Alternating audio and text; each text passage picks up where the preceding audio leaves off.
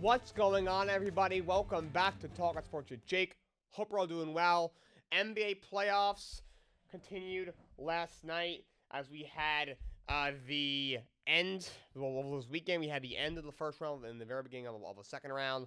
On Saturday, Nuggets cruised past the Clippers 120 to 101. They were at one point up at like 35, something like that, maybe even more than that. They basically put everybody on the bench by the fourth quarter. So Clippers actually made it a kind of a game, not really, but in the fourth quarter. But the score was not to the full story. Nuggets won by 19, easily win Game 7. They advance to the conference semifinals, where they will face off against the Oklahoma City Thunder. This was a pathetic performance by the Los Angeles Clippers. I don't understand. So Ty Lue, he's first on the docket here. This is a win-or-go-home game. Win or go home. It's a Game 7. And I get, yes, you were down by like 30-something at one point.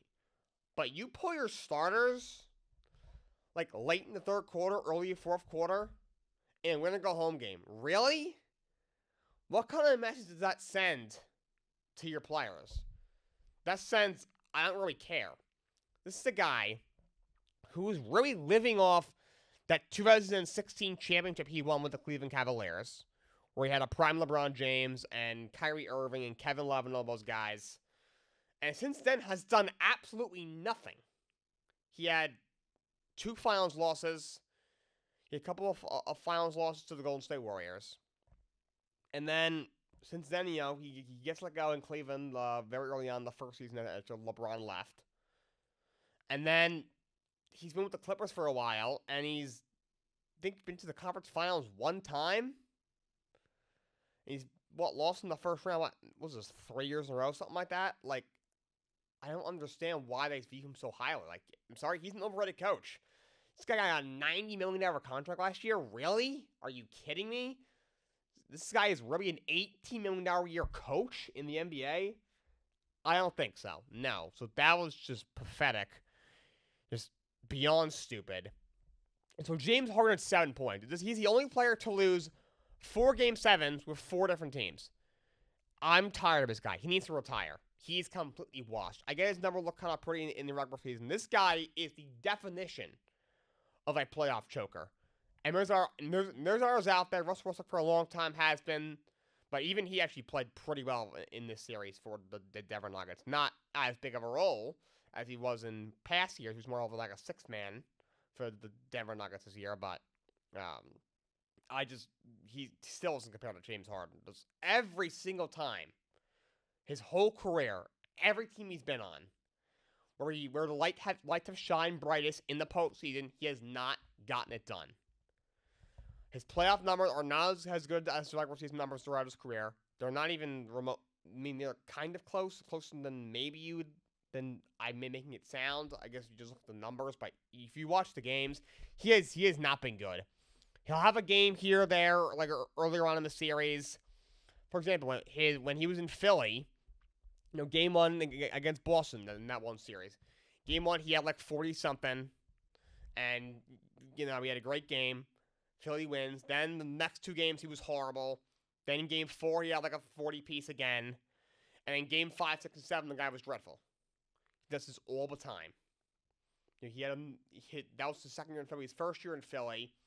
First 5 games, the guy was a ghost. Game 6, he has like 35 or something, or 37. And in Game 7, he was a ghost. He does this every year. He's, I'm sorry, overrated all the time.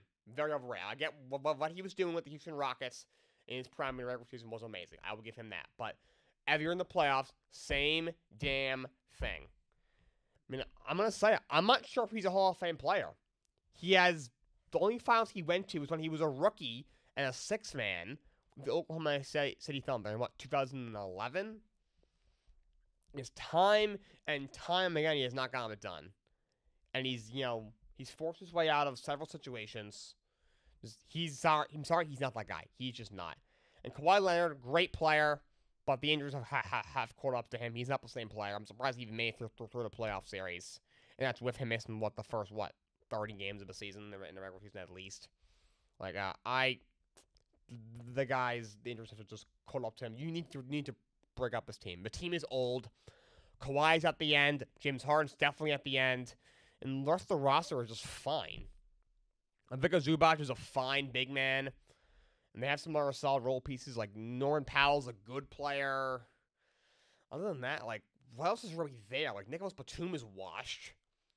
They have guys on their team that you're like, that guy's still linked. Like, they have Chris Dunn is on their roster. He isn't any good. And who else is on this roster? They just have, they brought in Bogdanovich to betray Jamal, where he's a fine player, but, like, just, you have a bunch of solid role players, and then two over the hill former stars in Kawhi Leonard and James Harden. That's your team, and an overrated coach in Ty Lue. They need to break this team up. It's just time. We cannot keep running like the same old over-the-hill group that has proven time and time again they are not. This group is not a championship-level team, and I don't see them ever, being anything more than a competitive team that can push it. That can push a good team in the first round, but ultimately come up short. But by the way, the most Clippers thing ever is the Lakers losing in embarrassing fashion in the first round. It's their chance to take back LA, even if it's for like 2 weeks, to be the NBA team in LA, and you get blown out in Game 7 against the Denver Nuggets. Not that they're a bad team; they're a good team. Nikola Jokic is amazing. They have a very good roster, but this is also when they fired their coach 2 weeks ago. They're vulnerable. You could have won this series, and you didn't. It's over. Call it. It's done. This team is done. Break them up. Gone. They need to be gone. Forever. Done. Last night, Pacers over the Cavs, 121-112. 22-13 assists for Halliburton. 33 for Donovan Mitchell. Indiana might have a shot to win this series. I'm not going to lie. They are a very good team. They're very talented offensively. They're a little better defensively this year. Still not great, but this is a very good basketball team. We saw them last year. You pull off an upset against an injured Bucks team in the first round. You get past the Knicks in the second round last year, and a bit of an upset.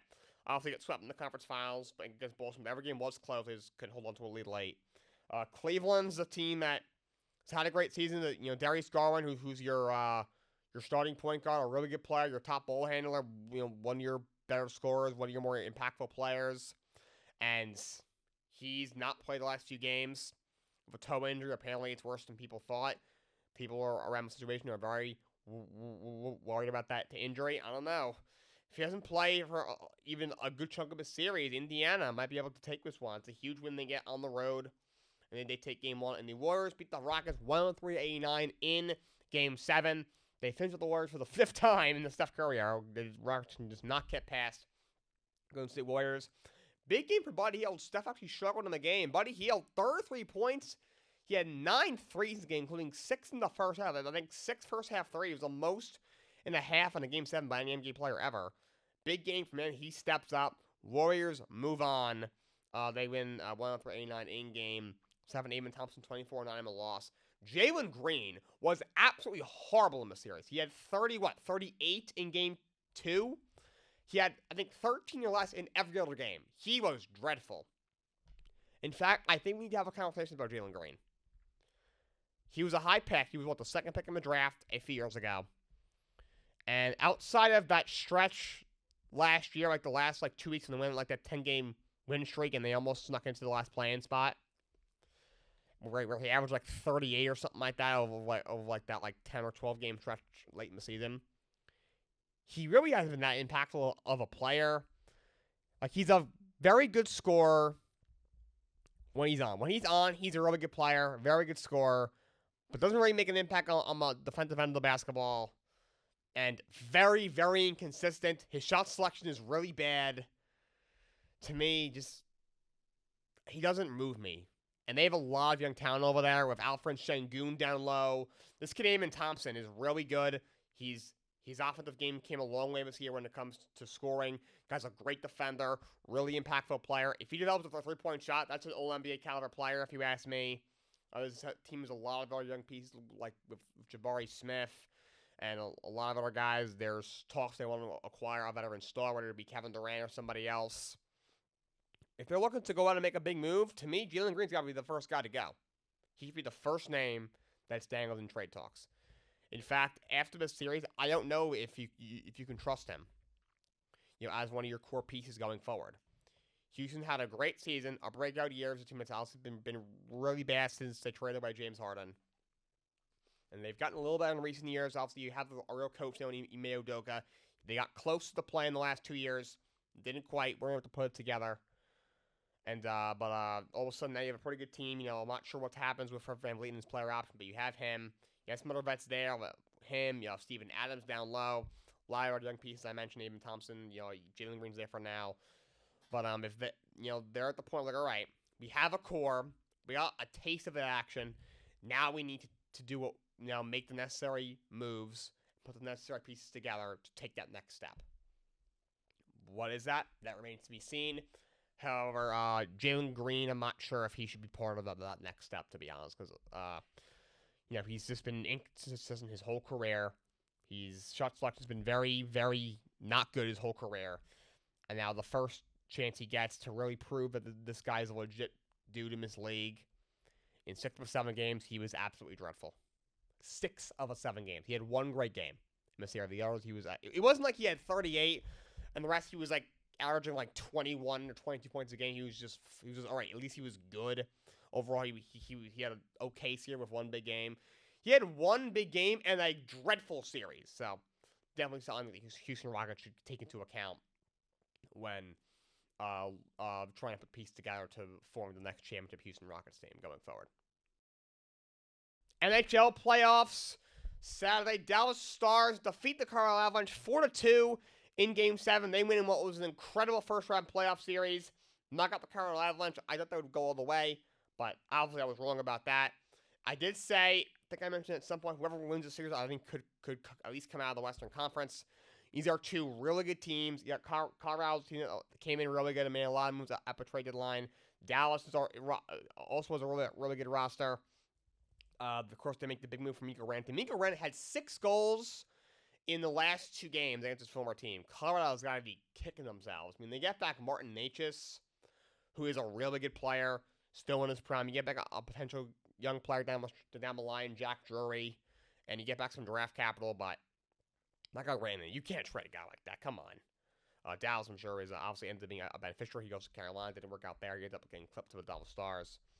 But, so big win for the Dallas Stars. They move on to the conference semifinals. I wonder what you do if you're Colorado, because they made a lot of moves at the trade line. To bring in Brock Nelson, who's a 30-goal-a-year scorer. You got him from the Islanders. And you brought in a lot of pieces. You have Ryan Lindgren is a defenseman you brought in to upgrade over Calvin DeHaan and that third pairing. I didn't end up working out. You made a lot of moves at the trade line. You get Gabriel Landeskog back finally after like 3 years back in the postseason. I mean, you lose Rantanen obviously at one point, but you did get back Martin Necas, who's a really good player. Even Jack Drury is a piece they could use down the line, and for it to not work like that, that's a tough scene for the Colorado Avalanche. So Dallas moves on. Yesterday, Jets win an incredible game over St. Louis Blues, 4-3 in double overtime. This game was 3-1 going to the third period. Winnipeg scores 2 late goals in the final 2 minutes, including one with 1.6 seconds to go on the clock to send to overtime. And in double overtime, they win Adam Lowry, their team captain, with the game-winning goal in double overtime. Crazy game. Connor Hellebuyck finally gets a 1-up on Jordan Binnington, the Blues goalie. Binnington did have a great game. He did make 4 saves, but Winnipeg avoids being a President's Trophy winner to lose in the first round. They hang on, and they come back and win an amazing Game 7. They move on to the conference semi-finals. Tonight, and show the NBA playoffs action. Tonight, Florida Panthers and Toronto Maple Leafs open their series, their first-round playoff series. And in the NBA tonight, conference semis is underway. We have 2 games at 7 o'clock on TNT. New York Knicks. My New York Knicks head to Boston to face the Boston Celtics, and at 9:30 on the same network, Denver Nuggets face Oklahoma City Thunder. The 2 MVP favorites, Nikola Jokic and Shai Gilgeous-Alexander, will be facing off, and that Panthers-Leafs game is on ESPN starting at 8 o'clock. So to close out today, I'm going to continue with my NBA All-Season Preview Series. Today, we are going to start with the Toronto Raptors. So Raptors were the first team out in the play-in. I thought they might take a small step forward and sneak into the play-in this year because I did not think the East was all that deep as which we all saw, and I thought all right, they had a lot of moving parts last year. Last year you trade OG Anunoby for RJ Barrett and Emmanuel quickly. You trade Pascal Siakam away. You had a lot of moving parts. You had a lot of young players. Now, a full year of them together. I think they can maybe not be a good team, but they can be like around the 500 mark or so, and maybe like that 9th or 10th team in the Eastern Conference to sneak into the play-in. Didn't end up working out. Had a lot of injuries. Emmanuel quickly missed a lot of time. RJ Barrett had some problems with injuries and some personal problems. He missed a lot of time. Scotty Barnes missed a lot of time. So, had a lot of guys miss time. However, I think there's a young core in place here. You have Emmanuel quickly, who I think is a very good player.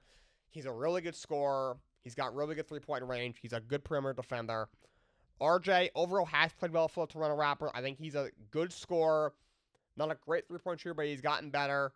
He's an okay defender. He's a good player. You trade for Brandon Ingram at the trade line, then give him a big extension. He's a very good player, a little bit injury-prone, but he's a good player, very good second or third scoring option, can play defense on the other end. Scotty Barnes, I think, has star potential if he can ever stay healthy. Former very high draft pick. Gray Dixon, number former lottery pick you have, who I think is a very good player. And even you got, like Ochai Agbaji, who we haven't really hasn't gotten a huge opportunity yet. He was drafted originally, I believe, he was originally drafted by Cleveland, and then they sent him to Utah in the Mitchell trade before he even played a game for Cleveland, and Utah sent him to Toronto last year. You got him. Jacoby Walker is a guy that you took a flyer on, and Jamal Shedd's a guy who had a talented career at Houston. He drafted him in the second round this past season. Then you have some vets there like Chris Boucher as a stretch four, though he's going to be a free agent. Jakob Poeltl's a solid big man. And then, Jonathan Mogwa's only 23 years old, so you have a young core here. There's a lot of young pieces on this team. As for guys who are going to be free agents, Chris Boucher is going to be a free agent. Garrett Temple, he's just there for veteran leadership. He's 38 years old. He hasn't been a guy who's even getting real NBA minutes in a few years now. And then other than that, it's just a bunch like your bench warmers. Colin Caston, AJ Lawson, Ulrich Chomchi, and Jared Roden. I don't know who those guys are. Those are guys who are hitting the markers. And not only even guy of even somewhat note is Chris Boucher. As for what they're looking at when it comes to luxury tax and all that, they don't have a ton of space. They only have $7.7 million before the first apron. Only have about just a little under $20 million before that second apron. You do have a couple of big contracts on your books for a team that is kind of retooling and rebuilding. Remember, you gave Emmanuel quickly that huge deal before the season started. RJ Barrett still had his original deal that the Knicks gave him 2 years ago. You gave Ingram a big extension. Poeltl, you re-signed him on a big deal last year. Scotty Barnes' big extension is about to kick in this upcoming season, so you do have some contracts on your books. Now, to me, I think you need to keep building. Your rotation probably looks like next year is probably IQ, RJ Barrett, Ingram, Barnes, Poeltl, and then your other rotational piece I would think would be Grady Dick. Ochai Agbaji, and maybe you give Jamal Sheed a chance. Maybe Mogba if you're second big. Maybe Jacoby Walker. So this is a very young team. I would just keep building. I'm not sure what the NBA draft lottery is going to bring. You never know with the lottery. Obviously, a few years ago they changed the rules. So it's kind of a little more wide open. There's a chance a team like the Raptors who are only probably like the 8th or 9th worst team, something like that, could end up being in the top 3. It's a little more possible now. The new rules these last 4 or 5 years now. But I don't know. You shall see what happens. I still think I'm not sure if they have a number one option. I think Scotty Barnes can be that. He has not been it yet. Still only 23 years of age, though. So we shall see what happens. I really think they should. I think this team is healthy. Playing together a full year. Of course, now you get another full year playing together. You have Brandon Ingram into the fray. I think this Toronto team has a lot of talent on it. very young, so they're probably, from being a real contender, still at least a couple of years away. However, the East is not very good. And actually, no reason why I can't at least be a playing team next year. I think I feel pretty confident saying that, even though the offseason obviously hasn't even begun. We're still in the NBA playoffs, obviously. But I think they have the young core here. They just need to keep building, and I would see this out for at least one more year just to really see if Scotty Barnes could be that star that you draft them to be. And the last team I'm going to cover today is the Chicago Bulls. Where do I start with the Chicago Bulls? You were in the 9th spot in the play-in, and you lose in the first play-in round. I don't even know where to start. As for guys that are going to be hitting the open market, Taylor Horton Tucker, that doesn't matter. Is it me, or am I utterly shocked that Taylor Horton Tucker is only 24 years old? I feel like he was at least like 28, 29. I don't know why. Not that he's very good. Javon Carter's got a player option for a little under $7 million. Josh Giddey's going to be a restricted free agent. It's a guy they're probably going to want to retain. Trey Jones will also be unrestricted. They have some decisions to make. You're kind of stuck with Lonzo Ball's deal. However, it gets a lot better. He's only due $10 million next year. Then he's a $10 million club option for 2027. I assume that will be declined. He's still only 27, but this guy's, he played, 40 or 50 games this year, maybe, and this is after missing 3 years with all those knee problems. Nikola Vucevic only has 1 year left on his deal, as does Kevin Huerter, Zach Collins, and Kobe White. I mentioned Trey Jones is going to be a free agent. Javon Carter can opt out, he's not a huge piece. There are a few young pieces here. Patrick Williams is a good player, I don't know if he's great. That big contract that they recently gave him, obviously, you have him. Kobe White's a very good player. Josh Giddey really finally found himself down the stretch of the NBA season. I think he's a really good player. I think they should do everything in his power to make sure he does not leave, which I'm sure he will not because he is a restricted free agent. I think they should definitely try and retain him. They should match pretty much any offer sheet that is given to him. So you have a couple of young pieces. Other than that, like Zach Collins is a fine big man. Huerter, who's also only 26, he's a solid spot up shooter off the bench. He's to me he's like a very similar player to a Dante DiVincenzo. But that's about it. Vooch is toward the end of his career. I would honestly look to move him. They should worry about stockpiling picks. In the trade where you moved Zach LaVine, you do get back a couple of decent players. Get back Kevin Huerter, get back Zach Collins, and Trey Jones. However, you can get back any draft picks. In the trade for Alex Caruso, you get back Josh Giddey, which is a great piece to get back. However, you didn't get back any draft picks. They should start trying to stockpile some picks. Vooch is a guy you should try to get some picks out of. That's definitely a recommendation that I have for them.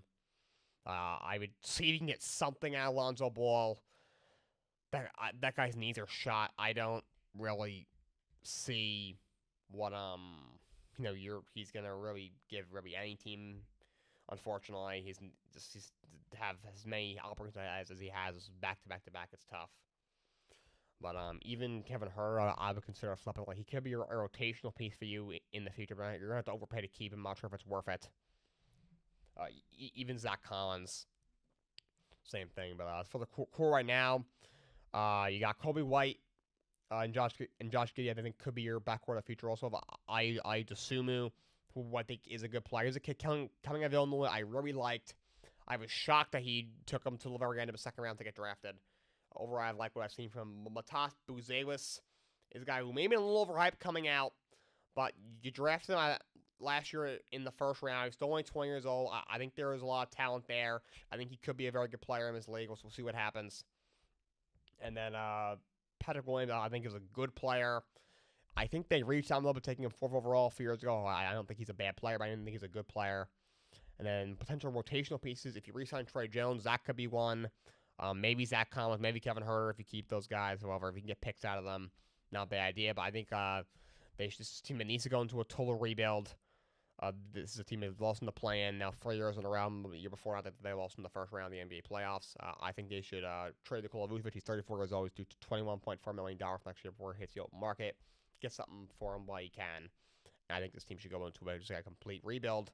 They've been kind of just been stuck in that mediocre phase really since they fired Tom Thibodeau, which at this point was probably like 8, 9, 10 years ago. So I think and they need to fire WWE down. Like him, a lot of people, that guy still has a job, and I think they should go into just a full-on rebuild, though, the Chicago Bulls. And actually, I do have one more thing to comment on. WWE made some cuts, what do you want to call them, budget cuts, what do you want to call them. There was a bunch of superstars that were released. It was that time of year, unfortunately. These were the names that were let go. Braun Strowman, Cora Jade, Dakota Kai, Danny Palmer, Eddie Thorpe, Gigi Dolan, Jakara Jackson, Javier Bernal, Joe Coffey, Katana Chance, Caden Carter, Keanu Carver, Mark Coffey, Oro Mensah, Riley Osborne, Shayna Baszler, Shotzi, and Wolfgang. Everyone freaks out whenever these happen. Like, oh, how could you do this? I feel like a lot whenever WWE cuts happen, it's just a chance for people to hate on WWE and their creative team. Most people here are freaking out that Eddie Thorpe got cut. Eddie Thorpe, none of y'all were crying about that. Ever thought about Eddie Thorpe or a fan of him ever? Now he's let go. It's like, whoa. Like the only real, there's two I would have. It's like, I would have liked to see you keep them. One is Braun Strowman. Braun has had a nice career. He's a former world champion. And he's obviously was let go by Vince a few years ago. And then he pretty much brought him back. But here's the thing with Braun. Do you all remember that Karrion Kross promo? Remember I talked about it? I showed the clip on this show. Do you remember when he talks about how Goldberg told him to be a good soldier and how that's gotten him nowhere? And how he mentioned he talked about what being a good soldier is? That has been playing in my head over and over and over again. Because he is 100% right. I love Braun Strowman. But to me, he's one of those good soldier kind of guys. Yes, he's done everything they've asked of him. When I wanted to be this, monster among men, this maniac where he was doing all that crazy stuff he was doing in 2016, 2017, 2018, he did it. They wanted them to just throw the world championship on him until I could figure out what the hell they were doing with the stuff going on with Vince McMahon at the very end and the COVID era. He did it. And then when they let him go, a lot of times when superstars get let go, they post some cryptic message, and they eventually go on a podcast and trash the company. They talk about how, I'm glad they let me go. They go to AEW, waste their career, or something like that. Nothing from him. All he did, the next day, he posted a picture. It was him and a bunch of guys on a bus on their way back from an event. They all had solo cups they think they were drinking. He thanked the WWE, thanked the universe. He said, "Oh, this is a great chapter in life." And then he comes back. They said, he was doing all this. He was doing, but kind of some weird stuff. When he was doing the stuff where he was feuding with the Judgment Day, a lot of times just him running out and chasing them around the ring. He gives a really nice feud with Bronson Reed. That was really entertaining to watch. Those two big guys go at it. But he's been very stop and start since he came back. His knees are shot, okay? That guy's knees are just cooked. They're shot. I don't really think he was ever going to be able to be anything special. And like I said, one of those good soldier kind of guys. He kind of just said yes with whatever they gave him. Freaking Paul Heyman goes on McAfee and he said Braun came to him frustrated. He wasn't on the WrestleMania card, and Paul Heyman literally said on the McAfee show, you're not on it because you're not that good. And he's right. His knees are shot, and he's not that great in the ring. He just he's entertaining because he's funny. Because the dude's enormous. When you hear roar, it's oh my God, here comes a big guy. And, but he's not that great in the ring. He's not anything special on the mic. It's just, fun guy. Seems like a really good guy. And you can tell he's all upset because, right after it happened, he posted a video. It was, him, some boat, overseas somewhere having the time of his life. It was clearly he's not that upset. Maybe news is going to happen. It's all right, let me go have some fun. So, nice guy. But, neither shot, and just one of those. He's typical, good soldier, yes man kind of thing. He was never going to be anything bigger than what he was. And Cora Jade, I never really saw it with her. She had a lot of NXT runs, but very stop and start. Never can stay healthy. Dakota Kai, overall, I like the talent of her. I thought she was very solid in the ring. I thought she was very good on the mic. But again, just cannot stay healthy. Also, look at the women's division. Dakota Kai's on Raw right now. That Raw women's division with Rhea and Io and Bianca. Now, Julia is on the main roster. Stephanie Vacker's on the main roster. Ivy Nile. Becky Lynch is back. Lyra Valkyria. There just isn't any room for her, unfortunately. Okay, it's part of doing business. You can blame TKO, you can blame whoever you want, and say, oh, budget cuts are back, it's Vince all over again. Uh, this is not even close to. Vince was releasing like top stars, like when Braun Strowman was a legit star, and he looks like actual legit guys, like Aleister Black, Rusev, you know. So like most people I've never even heard of. A couple of NXT stars, like Shayna Baszler, she had a nice little NXT run. Her main roster run, I'm sorry, has been terrible. It's been when she first got there, they kind of were still presenting her like that, like killer. Which wasn't NXT. It was pretty good. Other than that, she's done nothing. They threw her in a feud with Ronda Rousey, which was eh. Since then, they threw her with Zoe Stark and eventually Sonya Deville. That was god awful, and she's done nothing for God knows how long. She's really not very good. Like Shotzi, I'm sorry, Shotzi's awful. Like again, she had a nice little NXT round when she came up with who was a little friend she came up with. They used to come with the Tanks and they were a tag team. That was fun, but she's done absolutely nothing on the main roster. Not very good in the ring. Brings very nothing to the table. Not gonna be really missed. And like Carter and Chance, I will say, I think the NXT tag team division, not the NXT, the women's tag team championships should probably be retired. I feel horrible saying that, but there's no legit tag team besides Liv and Raquel. Like they had Lyra and Becky were champs for one day, and then they lost, and then Becky of course turned on her, and they're gonna fight it back for the Intercontinental Championship. Carter and Chance, who I didn't love, I didn't think they were anything special, but they were really the only true teams you had from NXT tag champs. Jakara Jackson was part of a tag team in NXT.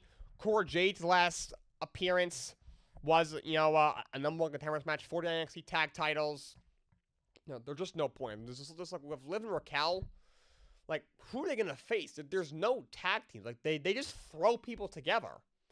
And like, oh, you two are both, not really doing a whole lot. You're both singles competitors. Oh, go be a tag team for 3 weeks and see what happens. That all it is. Like, they tried Baszler Stark with Sonya Deville. That was just a disaster. And just, there's no true tag teams anymore.